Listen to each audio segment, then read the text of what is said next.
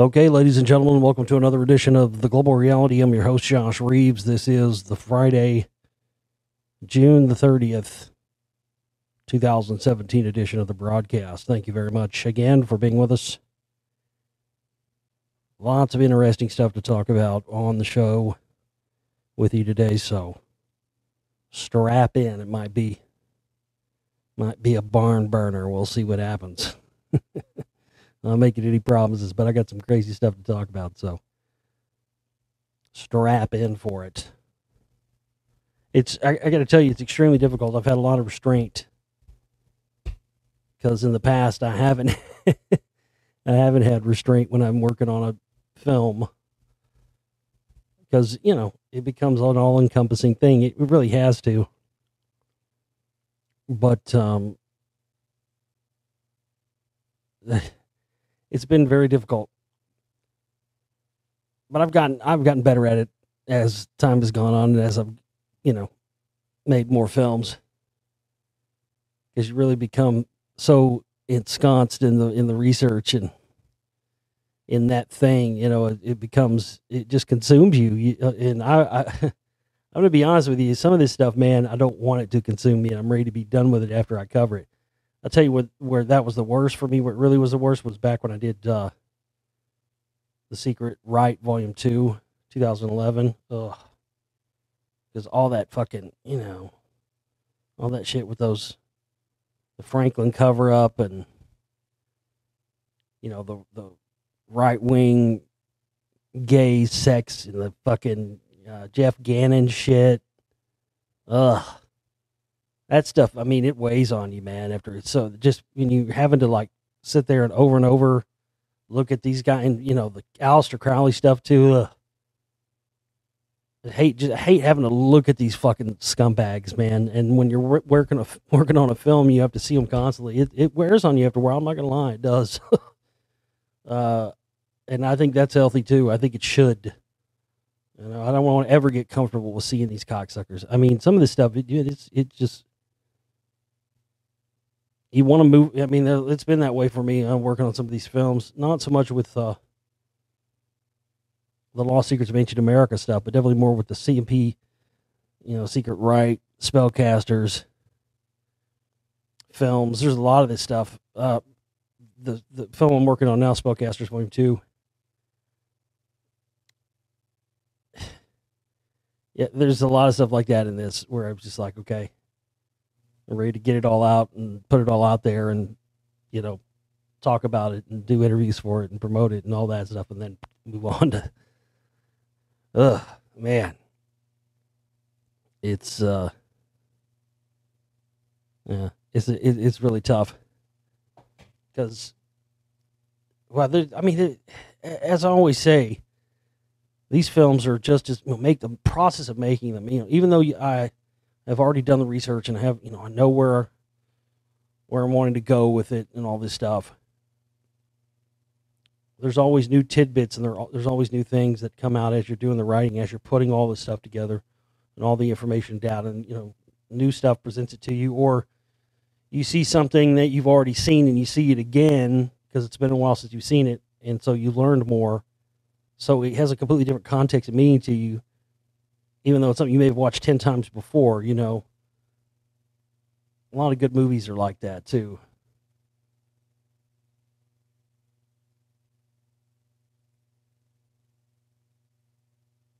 So that's definitely been happening a lot. And I'll tell you, the stuff I'm working on right now is the fall stuff. And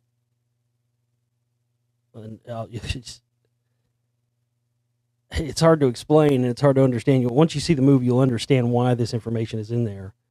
And when I show you how I'm connecting it to,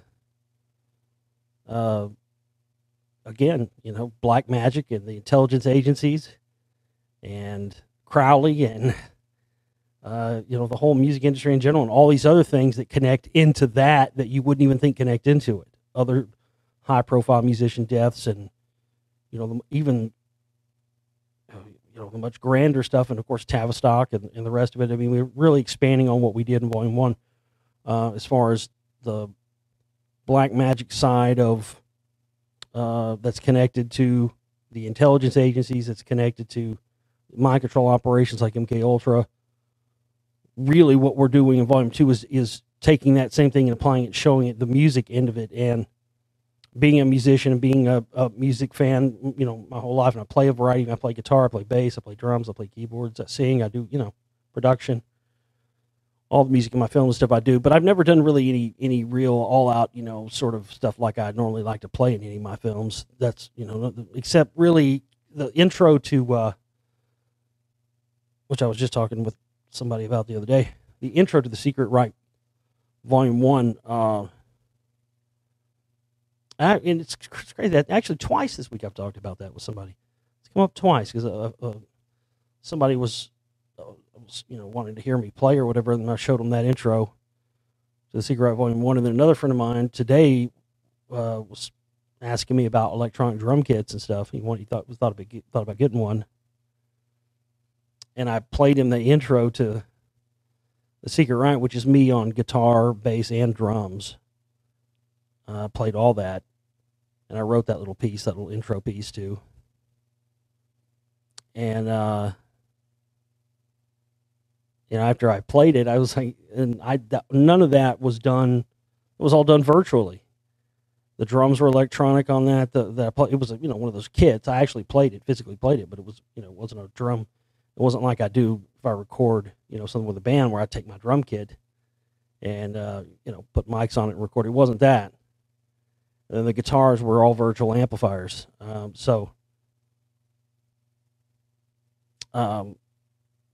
Being somebody that's also a historian of music, and you don't even want to go there with me on music knowledge. You really don't.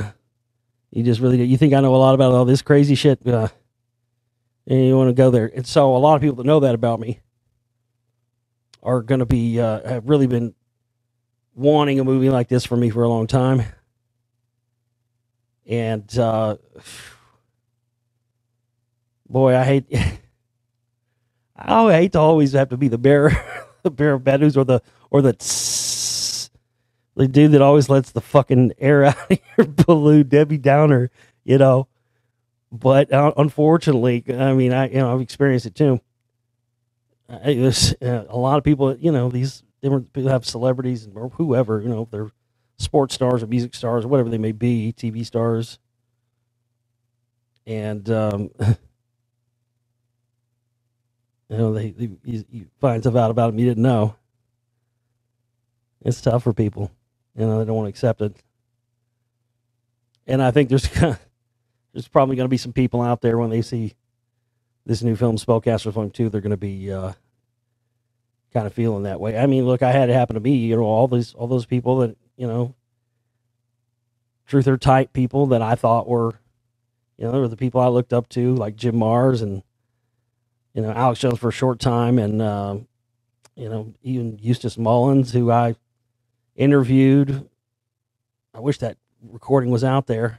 It's just not. It's gone forever. On it, I could sit here and list names all day long,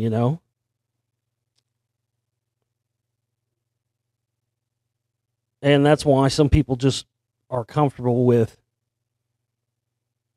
the truth up to a certain point. But when it starts interfering with their hero worship, they start to, have that resistance thing again,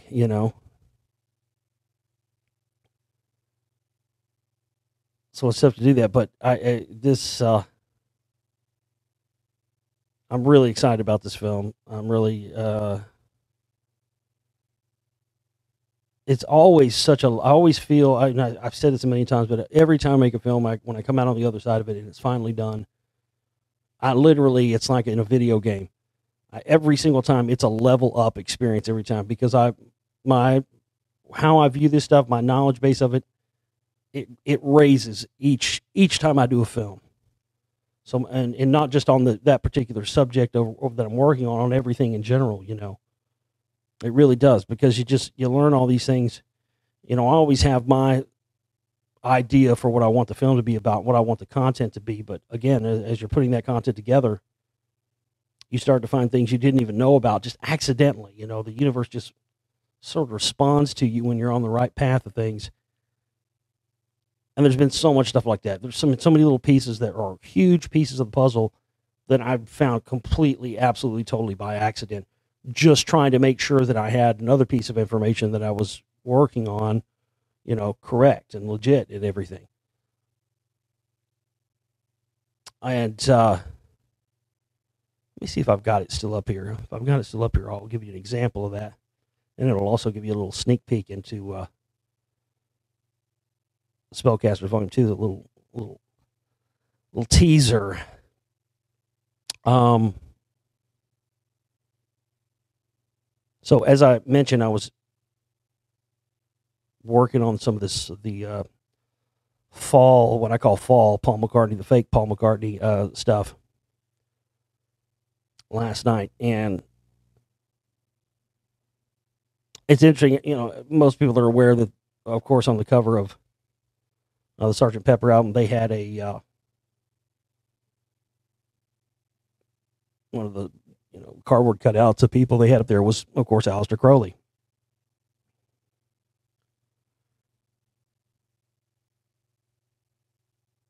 But what I found fascinating, and I found this by accident doing a Google search, and it took me to the actual OTO official website, otousa.org.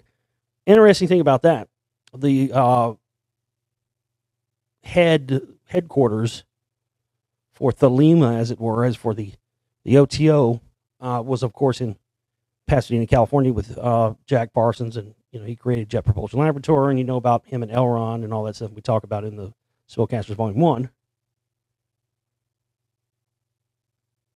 But about, I'm not sure how long it's been, 7-8 years ago, inexplicably, with almost no explanation or precedent for this, they moved the headquarters of the OTO, the world headquarters, American headquarters, to Austin, Texas, where, of course, Alex Jones lives. And it's fascinating because the only time I've ever been or attempted to be roped in by Scientologists was in Austin, because Austin is a hotbed in the state of Texas for Scientology. Dallas is big too, but I don't think it's nearly as big. The thing is, I've lived in Dallas pretty much my whole life, or lived on the outskirts of, and I've never once been approached by anybody anywhere from the Church of Scientology that has come up and tried to actively recruit me or get me to come in and take their little test or whatever. But it happened to me like 5 separate times in Austin. And I never even lived there. I'm talking about just when I would go visit friends or go down there for a concert or something. So, again, highly fascinating with that whole connection. But listen to this. So, again, everybody knows about the Aleister Crowley appearing on the cover of Sgt. Pepper. I thought this was fascinating, the fact that this is listed, again, on the official otousa.org website, and their page on Aleister Crowley. It says,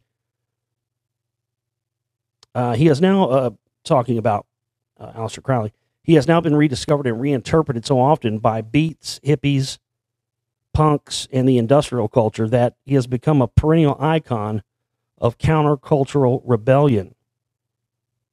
The London Sunday Times named him one of their 1,000 makers of the 20th century. The Beatles included him on the People We Like cover of Sgt. Pepper, not once but twice.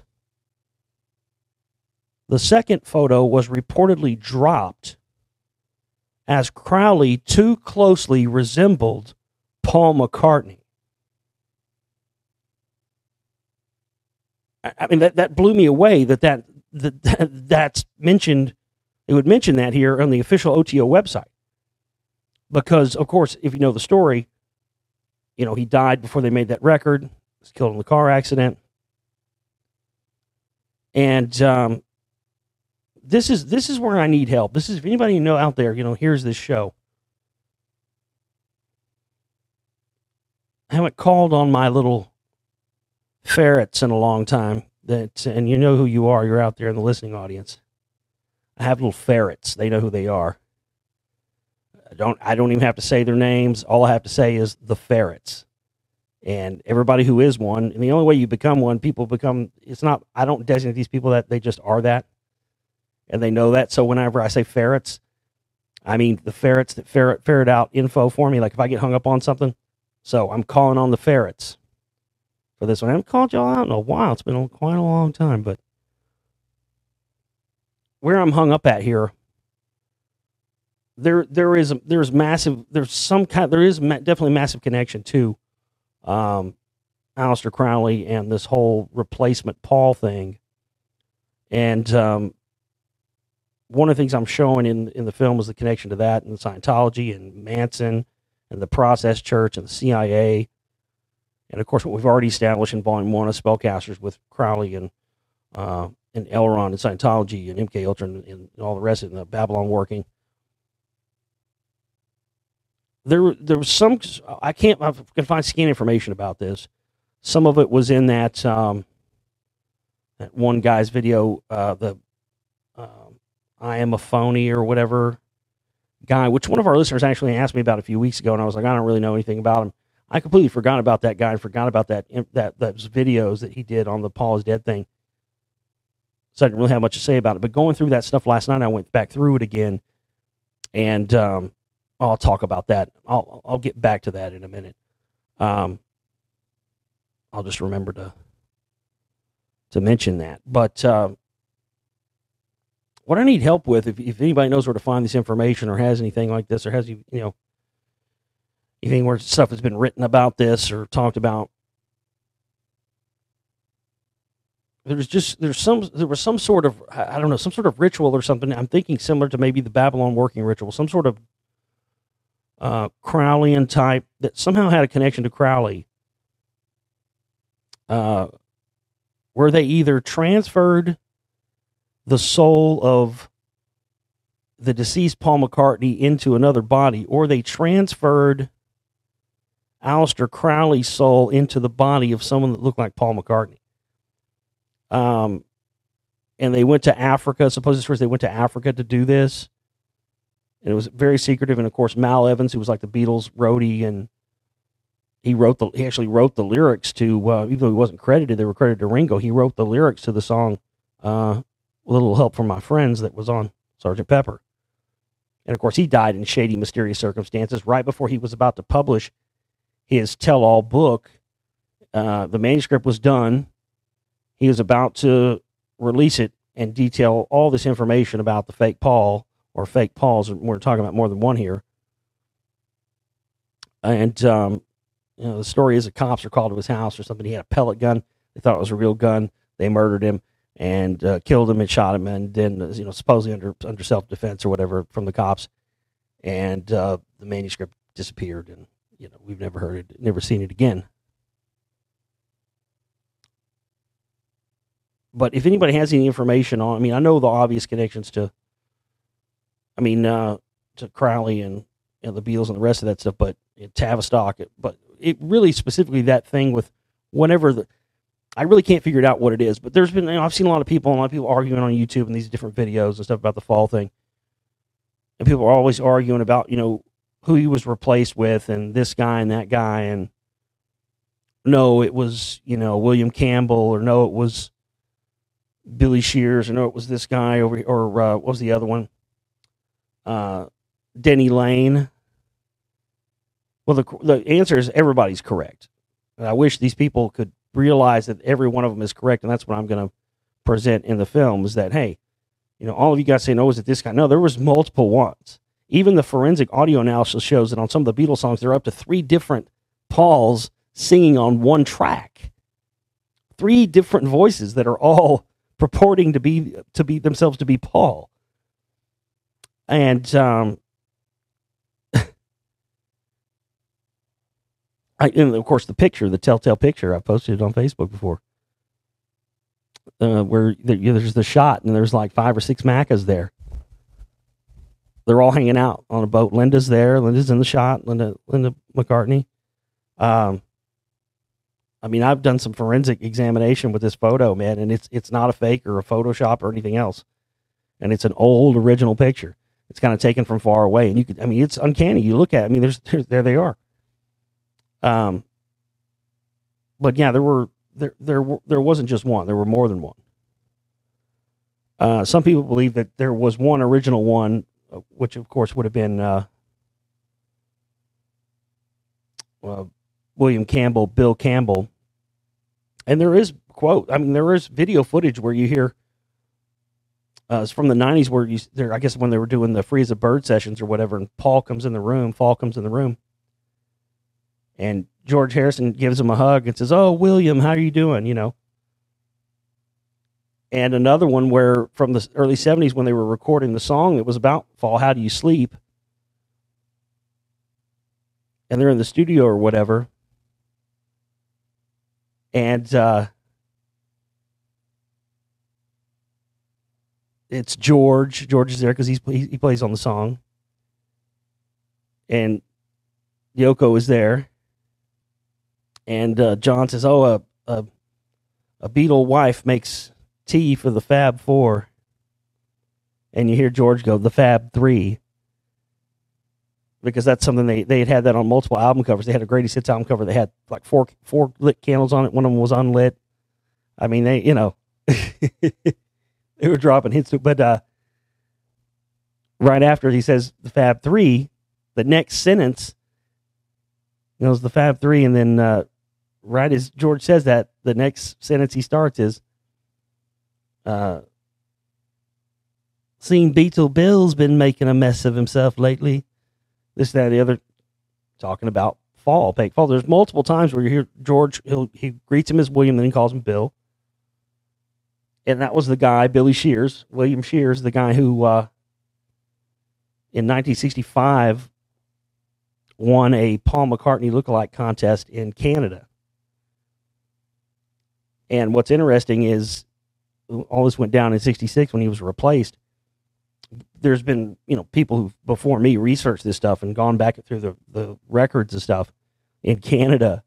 And this guy, William Shears, that supposedly replaced him, that won the lookalike contest, Paul McCartney lookalike contest, there is no trace of this guy after 1966.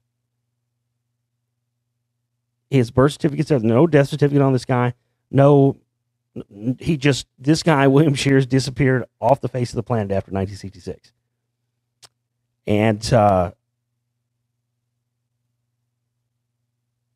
you had another guy who I mentioned, who was another one that supposedly had plastic surgery made to look like him, and Denny Lane. And there's so many songs, and that's another thing I've been finding out, is how many songs this stuff was encoded in, way more than I thought. It's encoded in songs I didn't even think about. There's a lot of them that, everybody knows about, but God, there's so many. Like, they were putting it into fucking everything. Even after the Beatles weren't around, in those first round of solo albums, specifically in George's album, All Things Must Pass, and in John's album, they both are jabbing that stuff in there. Again, I mean, it's just crazy. So this guy, Denny Lane, who was another one of the lookalikes that replaced him. Of course, that's where this all comes from. Again, that's another one of those places it was hidden at. Penny Lane, and so that was how they encoded it. Think of it. I mean, it's insane. So instead of the lyrics, Denny Lane is in my eyes and in my ears, and that's what if you look at the photographs of the the original Paul and the replacement Paul, that's what sticks out the most. So instead of Penny Lane is in my eyes and in my ears, Denny Lane, one of the guys that replaced, is in my eyes and in my ears. The original Paul had brown eyes, and then the replacement has green eyes. And the earlobes are totally different. The nose too, but that's not part of the lyric of Penny Lane. But yeah, the nose is different, teeth are different, and you can see pictures, because there's literally hundreds of pictures going from the original days of the Beatles all the way to that 65, 66 period, all the way through Revolver and Rubber Soul and all that for Sgt. Pepper. tons of pictures where they're all standing, next to each other, and you can clearly see. And there's also statistics from back in those days, little collector's cards and stuff they had, that prior to 1966, Paul was much shorter. And then when you see him later, he's towering over Ringo. He's like a foot and a half taller.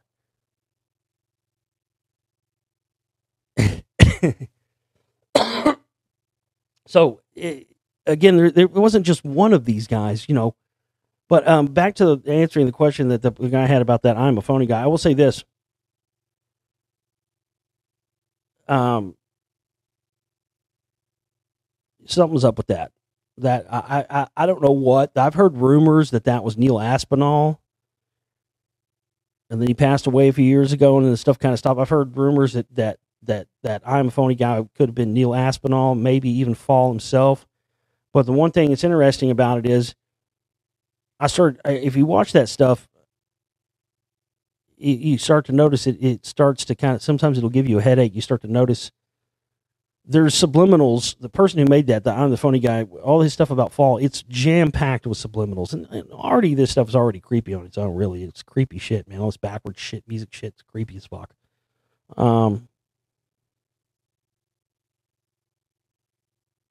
But, I mean, it really is. It's a creep show.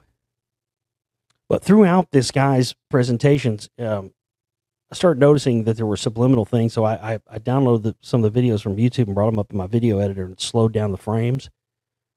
And when you slow down the frames, you can clearly see that he's peppering in images of Crowley, images of thelemic symbols associated with the OTO. And they're coming in between the frames of the Fall stuff, and he's doing it so quickly, you don't really notice. But I can tell you, I think it was Chad who had a question about I Am Phony, what I thought about him or whatever. Well, Chad, to answer your question, I mean, he's putting the guy, I mean, can you imagine? I can't imagine doing that. I mean, I can't imagine. Can you imagine if I put like subliminal shit in my movies? Like cutting little small things in the frame. I mean, you're only doing that if you're wanting to program somebody with something. And why he would, you could choose a lot of different symbols to use as programming, but using specifically the thelemic OTO Crowley symbols tells me that the people who were behind this originally, that's the thing about these guys. When they do a big magic ritual, what they call a working ritual, as I talked about with Scientology and their KSW, keep Scientology working. When you use it, that's what they're talking about. They're talking about magic and the working use of magic with a K. And these guys, man, they're prideful and arrogant just like anybody. They don't like to do these big rituals like this, especially stuff like the Babylon working. I mean, think about it. They could have done that ritual, and they could have done it in a contained, closed environment, and probably no one would have ever found out about it. The only reason anybody ever found out about it is because these motherfuckers told people because they were proud of it. That's what these guys are, man. They want. That's why the if you look at, there's footage of Himmler and stuff at Wewelsburg Castle in Germany where they're doing the Black Sun rituals and black magic. And they fucking brought cameras out and filmed that shit. You see what I'm saying? They could have kept that shit a secret.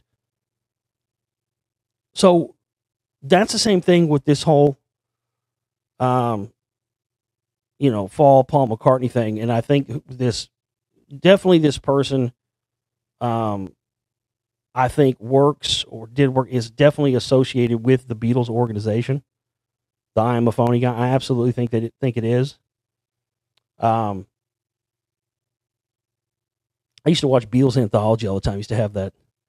I've watched that thing a million times, so I've got a lot of it memorized because I've seen it like 150,000 times.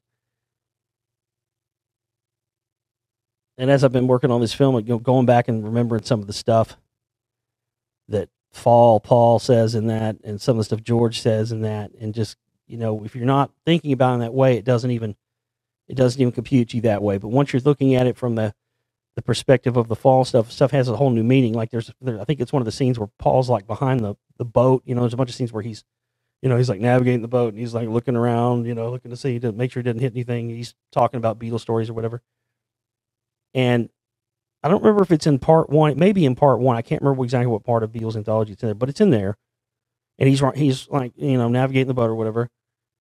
And he says, well, I joined the Beatles as sort of an already fully functioning entity.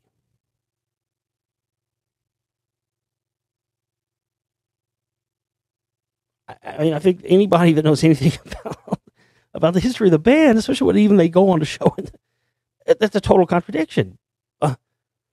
Paul didn't come into the band as if the band wasn't an already fully functioning entity when Paul came into it. Paul was a founding member of the band. They had been in skiffle groups in Liverpool, him and John and stuff before that. He was a founding member. He didn't come into the Beatles. The Beatles weren't a fully functioning formed band already. Like, for example, Queen was before John Deacon, their bass player, joined. They were a fully functioning entity. They had 3 or 4 different bass players before, but, it wasn't until they got him that they really found the match. So they were already fully functioning. The Beatles were not, but there it is. And, in that Beatles anthology, he says it clearly right there. And I've probably seen that a million times, and it never fucking dawned on me. It probably just went right past me, like anything else does. You don't really think much about it. And then I was like, God damn, I remember that. And I went and found it. And sure enough, he says that. And there's another one. There's one in there where some of the most solid gold in that whole thing, of course, is George. George Harrison truly had not one single fuck to give, especially when it came to Paul. But there's one clip in there with George Harrison. It's always one of my favorites. It's hilarious. And this, of course, ties in with the fall thing. But I never really got it. I would always quote this line and say it, but never understood the significance of it until now. And now I'll go back and listen to it, and I'm like, oh God, I get it now. It makes so much sense because prior to the death of the original Paul, the Beatles, see, the way it's made to be out is they make it out historically. They make it out like, the Beatles did Rubber Soul and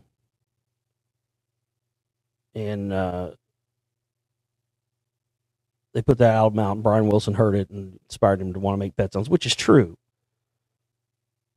And then Pet Sounds comes out, and the way they make it out historically is they make it out like Pet Sounds comes out. Bruce Johnson of the Beach Boys goes to a hotel, and John and Paul come up, and they listen to it twice, which happened. Actually, did happen. Here's where the story goes crooked. Then they say they left immediately after hearing it, and they immediately went to Abbey Road Studios and dropped acid for the first time and started making Abbey Road, and that's absolutely not how it happened. But historically, you see that repeated again and again and again, and it's a total falsehood. It didn't happen. They make it sound like it was just they ran out after listening to Pet Sounds and directly went into the studio and started dosing themselves. That didn't happen that way. Because the other, I'm not sure about Ringo. I think maybe Ringo too, but for sure, John and George, for well over a year, maybe a year and a half prior to 66 and Sgt. Pepper, had already done multiple doses, they'd already tried acid multiple times, going back to even like Revolver. But the original Paul would never do it. He would never do it. But they've changed that narrative now to where it sounds like they just immediately went in there and dosed with it, and that wasn't true. And one of the first things that the first replacement Paul did was someone asked him if he'd ever tried LSD, and he said yes. And he said it about 4 times, and then they started giving him grief about it, saying he was promoting the use of LSD. He said, no, all of a sudden, overnight, there were multiple news stories. They were doing reports on this on the news that, the Beatles were trying to push LSD onto people. Now, prior to the death of the original Paul, this wasn't happening. So, again, if you watch the Spellcasters Volume 1, you can see where I'm going with this and see how it ties in, because, again, this is where you started to have the intelligence community using the music community to push LSD, and of course for the MK Ultra and the mind control usages and the all the other applications and all the rest of it. But again, the original Paul never tried acid, never did it, wouldn't touch it. There's even like I think it's a quote from the original Paul. I think it's an audio quote where he talks about, no, I would never, no, I'm not going to, I would never do that because I heard after you do it, you're never the same again. And I thought, well, great, I don't need that. I don't need something I can't come back from or whatever. But anyway, he went on television and said, yeah, I did it. They asked me if I did it, so I said yes. So I didn't want to lie. So I said that I did. And there's the quote I'm talking about from George. It never really made sense to me until now. Was George says in a Beatles anthology, he says, well, we'd been trying to get him to try LSD for about 18 months. Prior to that, me and John, we'd done a lot of it. We've been trying to get him to try it, and he would never try it. And then all of a sudden, I wake up one day, and there's Paul on the telly, and all of a sudden, he's the big expert. And I always laughed at that, but it wasn't until I started putting this together. Oh shit! That's why there was this it was a surprise even to George and the other guys. You see what I'm saying? They were shocked when they turned on the television and saw, who they would have already known by then. That was, a different Paul, but it was a shock even to them, even though they were in the know of it. And instantly overnight, that's when you had this connection to the Beatles. And this is subsequently what allowed them to sell the idea that, they dramatically changed their look. Now, the only one whose look dramatically changed was the fake Paul. They all grew the beards and the mustaches and all that shit, to try to make it look seamless.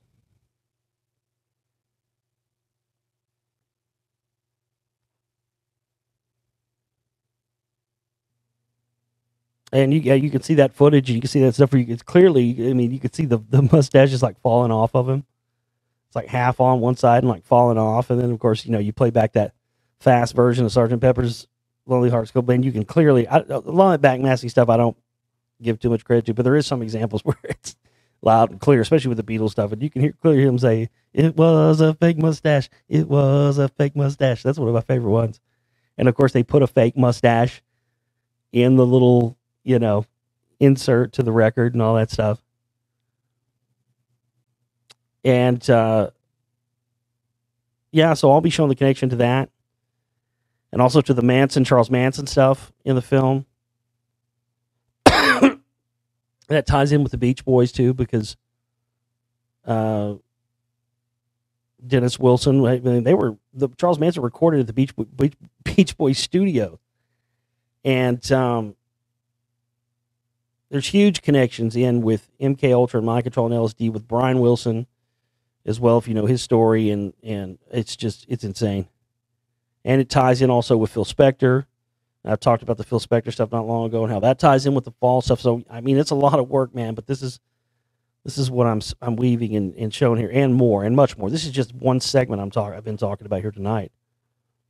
One last little thing on the fall thing, and then we're going to get into some news stories stuff here for you too. There was this clip I'd seen it a long time ago and I'd forgotten about it. And it's a clip of George Harrison, I believe in the late 1980s. And he's like 88. No, it would have been before that. It probably would have been 87. Because Cloud 9 came out in 87. So it would have been the Cloud 9 album. Well, it was produced by Jeff Lynne from ELO. And he's doing an interview like via satellite or whatever in Australia, George Harrison. And there's twice in this interview where he refers, when asked about Paul McCartney, where he refers to Paul McCartney as Fall. Twice. You clearly hear him say it. You can see his mouth moving. He says it. But after going, this clip of this only appears in, I think it appears in somebody, I can't remember if it's the I Am a Phony guy, but it only appears in this, somebody's documentary, right? And when I went and got the actual interview clip, that stuff's not there. He's saying Paul, clearly saying Paul, not saying fall at all. So then that immediately makes somebody think, okay, well, whoever made this, they just faked it and, made it sound like he was saying fall. And you would just accept that and never think anything twice about it. But something just stuck in my craw about it, because I started watching it, and I know George's voice, especially when he's talking in interviews. Man, I've watched all his interviews a million times. I could do a pretty good impersonation of him sometimes myself. They gave us their screams and the money. We gave them our nervous systems. That's another solid gold quote from George there. But I had to put the LSD under my microscope one day. It looked like old rope. I just said, I'm not going to put that in my brain anymore. Solid gold.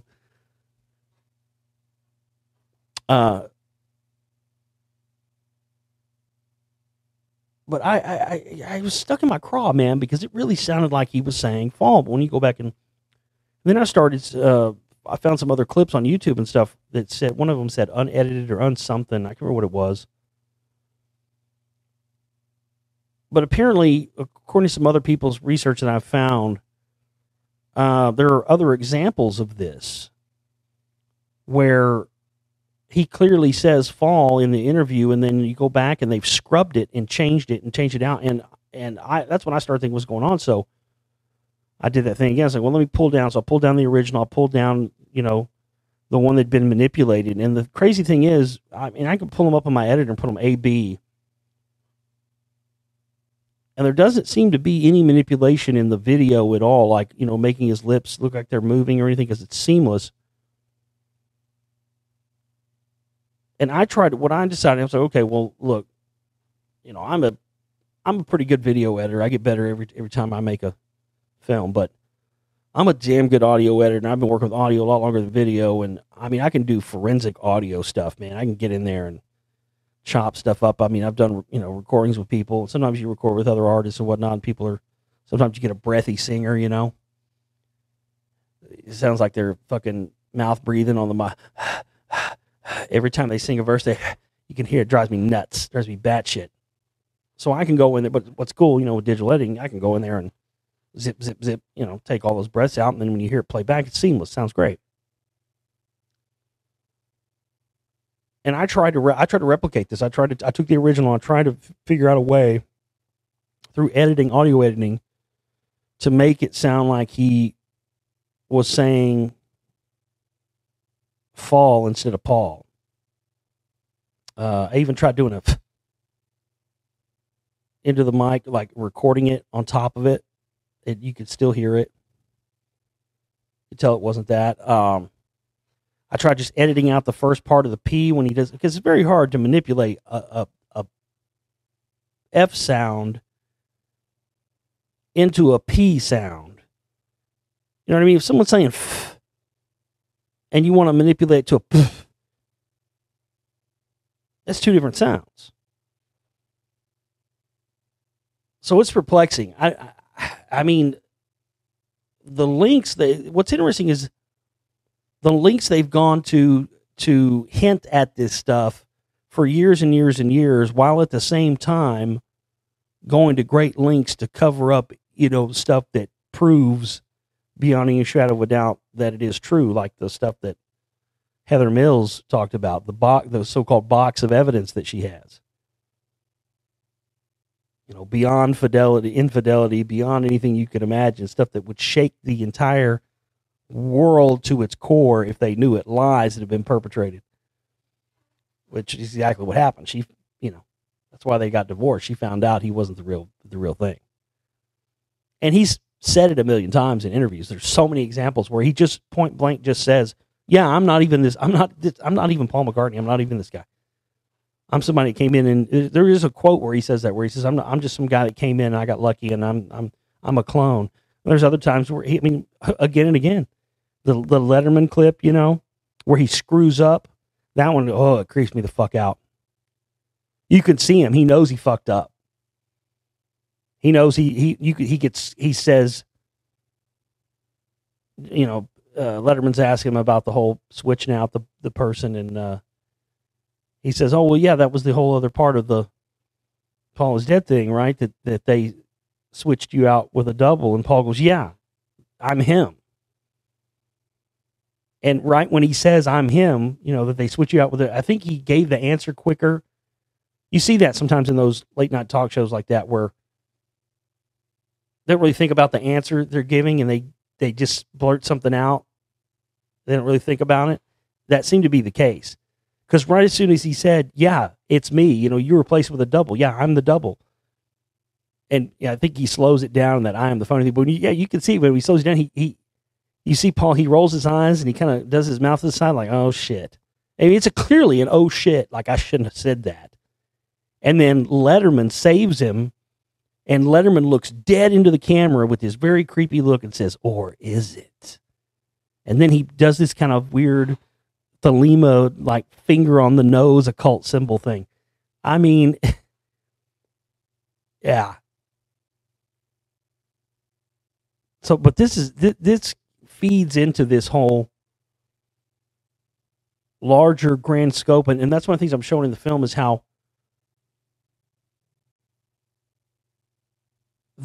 how many of these acts and stuff and all the engineered aspect of this, especially when it comes to rock stars, pop stars, whatever, because there is that very much that engineered element of it. But what's fascinating is that when the rare occasion when you get, like if you go back and you look at the history of, you know, rock stars, pop stars, whenever you come across examples of ones that truly made it on their own based on their talent, not because of, you know, the fact that they were Jewish or, you know, connected to people or put together and concocted by a label and pushed out there.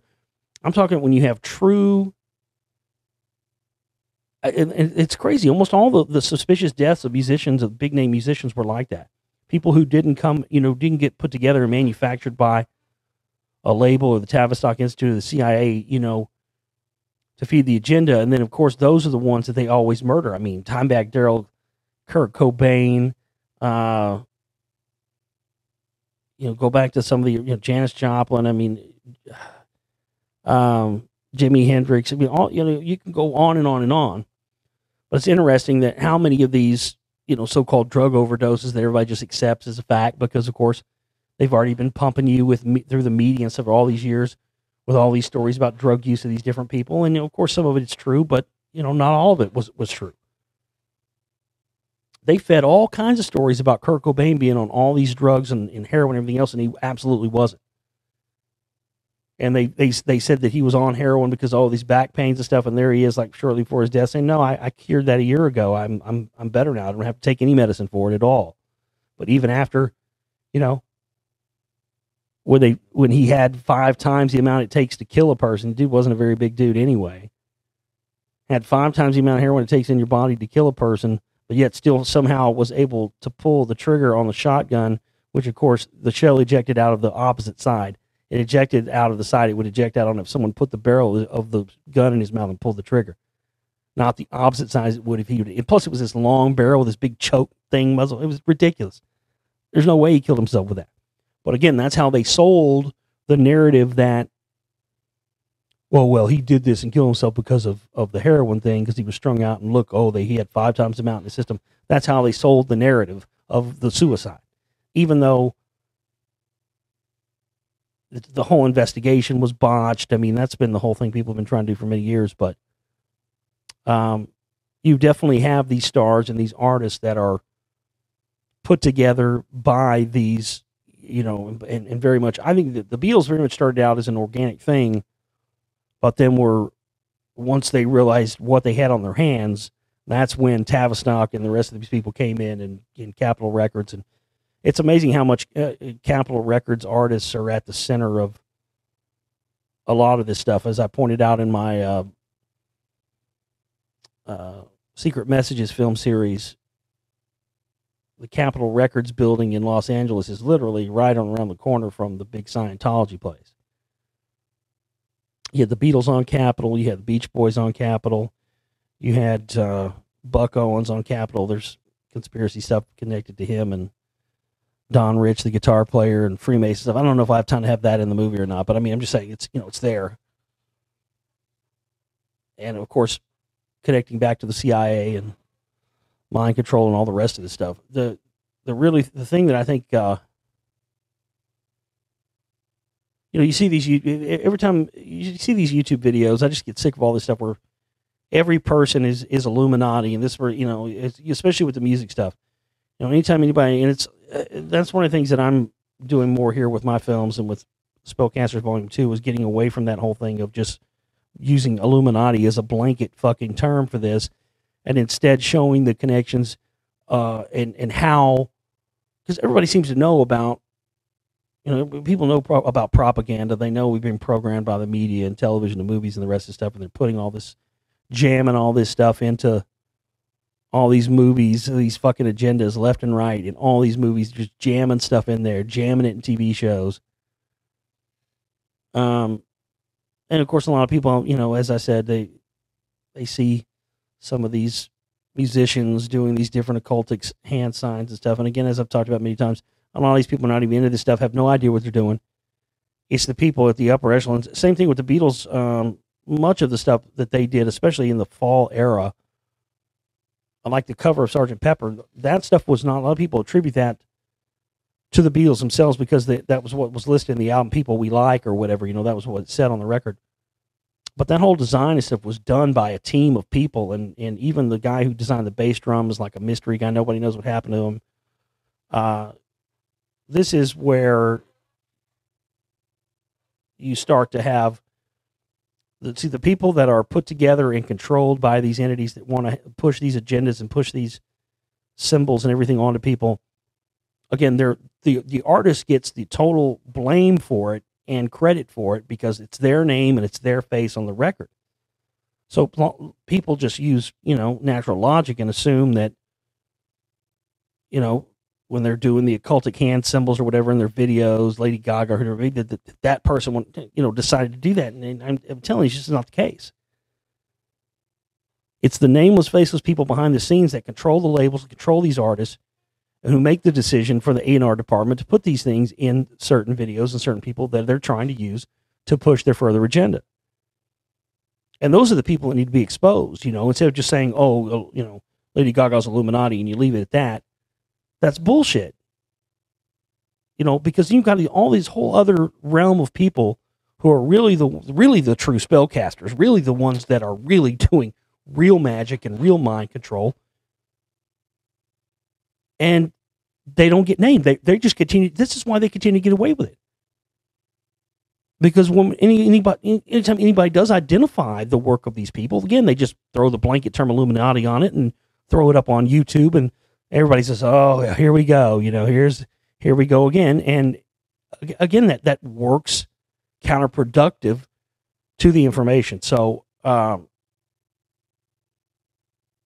didn't intend to talk this long about this info tonight, but I mean, I want to be clear that about what I'm working on, so what's coming and stuff, because it's not what I do here with my work. If you haven't seen my films yet, definitely go to the download shop and get yourself some downloads right now.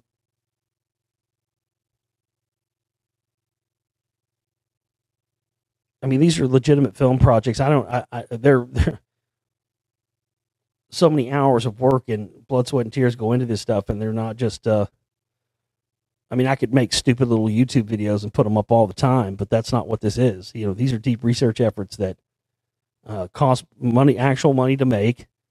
We don't ever make back anything of what we put into it. We make a little bit back, but never enough to make the next one, but that's not what it's about. But, my goal as a filmmaker is to create, eventually just a library. I want to create films on a variety of topics and have stuff where, people can feel confident about giving that to people even into the future, because, you're going to get something out of it. and it's not just going to be the same, disinfo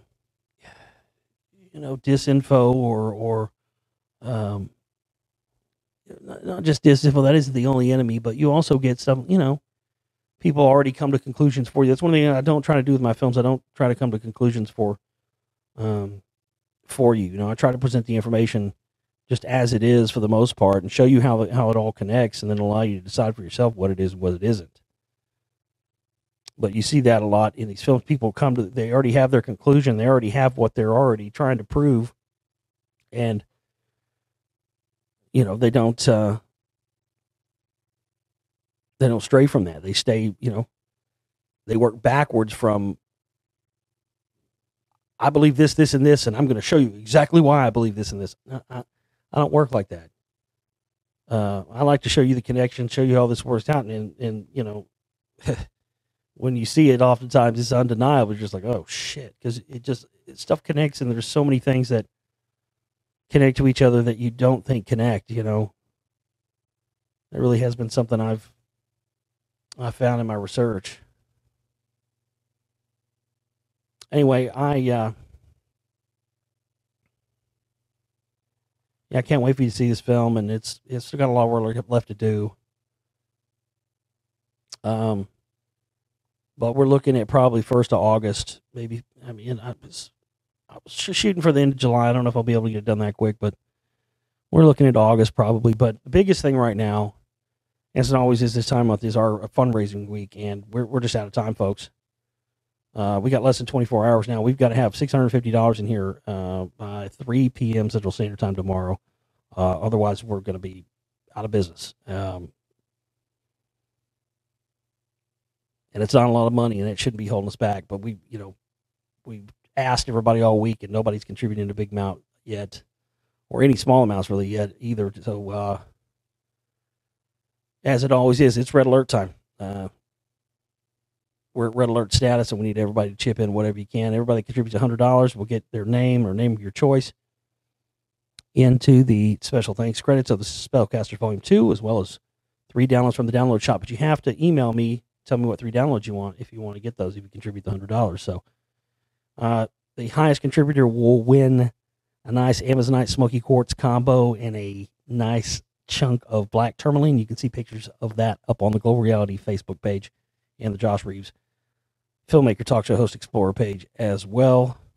$300 minimum contribution to qualify for the grand prize, and the highest contribution over $300 will be crowned winner, and everybody else that contributes $100 will get their name in the drawing for another special prize as well. But again, we're just out of time. We've got to have $650 minimum. That's just the minimum we need to cover our monthly operating costs. We're going to be at zero after that if we cover that. So if you want to go over that and extend it over that, that would help us extremely. But we just don't have any time left, folks, and we need all of you out there to stand with us and stand with the other people who have contributed and continue to contribute. And I thank every one of you that ever has contributed. But we need more people to stand with it, and that's the sort of the quintessential thing that I do here. It's not a movement. I'm not a leader. I'm not trying to lead anybody towards anything or lead anything or anybody else or be a teacher or anything else. But on my own path for knowledge, I have been lucky enough to be able to do this for the past 10 years, and we've really accomplished a lot. And we want to accomplish a lot more as well. That's what our 10-year anniversary fundraiser we have for the shows is all about as well. But right now, we just got to get this immediate hurdle and get past that and keep everything going, keep it afloat here so I can get this film done, because it's going to be bonkers, man. I didn't even scratch the surface of the stuff I talked about tonight. It was just, like I said, my brain is in that stuff because that's what I've been looking at and what part of the film I've been working on. So it's kind of what I felt the need to talk about. But I've got a ton more news, and I didn't even get into all that stuff tonight. But I got to get back to working on the film. But that just means we've got material for another show. So I'll check back in with you as soon as we get the operating costs covered. TheGlobalReality.com is the website. If you're listening to this video, the banner is not up on my website. You've got to go to the GoFundMe banner, whatever it is. It'll be in this video. You can also use the donate button at theglobalreality.com if you want to use a credit card or a debit card as well there.